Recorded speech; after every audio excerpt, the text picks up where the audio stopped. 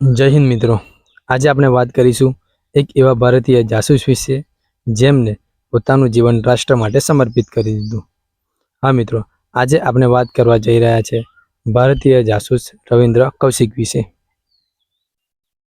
મિત્રો, રવિન્દ્ર કૌશિકનો જન્મ 11 એપ્રિલ 1952ના રોજ રાજસ્થાનના ગંગાનગરમાં થયો હતો.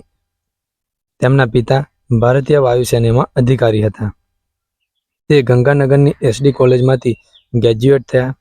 બીકોમની ડિગ્રી મેળવી સાથે સાથે કોલેજમાં અભ્યાસ કરતી વખતે કૌશિક થિયેટર એક્ટિંગ સાથે અને ડિબેટ સાથે પણ સંકળાયેલા હતા.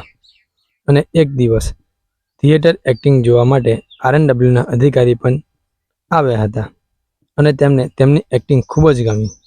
અને થિયેટર પછી આરએનડબલ્યુના અધિકારી રવિન્દ્ર કૌશિકને મળે છે. પછી તેમને આરએનડબલ્યુમાં કામ કરવાની ઓફર આપે છે, એટલે કે ભારતીય જાસૂસ તરીકે કામ કરવાની ઓફર આપે છે.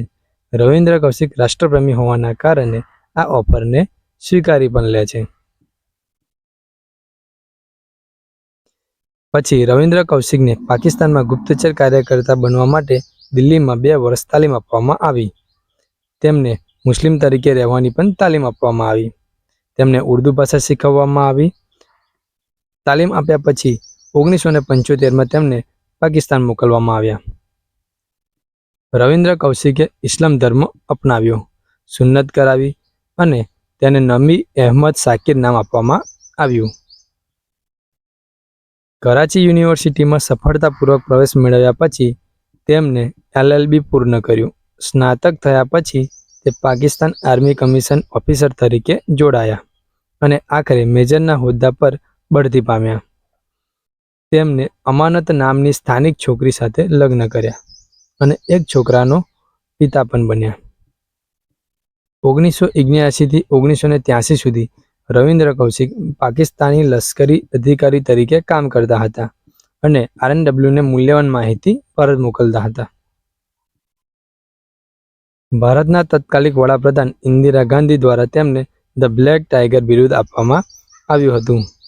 સપ્ટેમ્બર 1983માં આરએનડબલ્યુએ કૌશિક સાથે સંપર્ક કરવા માટે એક નિમ્ન સ્તરીય ઓપરેટિવ ઇનાયત મસીને મોકલ્યો, પરંતુ પાકિસ્તાનના ઇન્ટર સર્વિસીસ ઇન્ટેલિજન્સના જોઇન્ટ કાઉન્ટર ઇન્ટેલિજન્સ બ્યુરો દ્વારા મસીનો પર્દાફાશ થયો અને કૌશિકનું કવર ઉડાવી દીધું.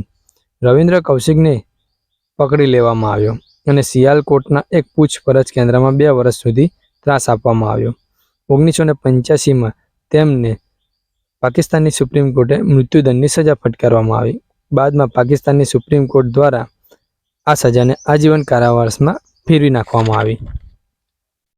તેમને સિયાલકોટ, કોટે લખપત અને મિયાનવાલી જેલ સહિત અનેક શહેરોની વિવિધ જેલોમાં 16 વર્ષ સુધી રાખવામાં આવ્યા. તેઓ ગુપ્તચર રીતે ભારતમાં તેમના પરિવારને પત્ર લખતા.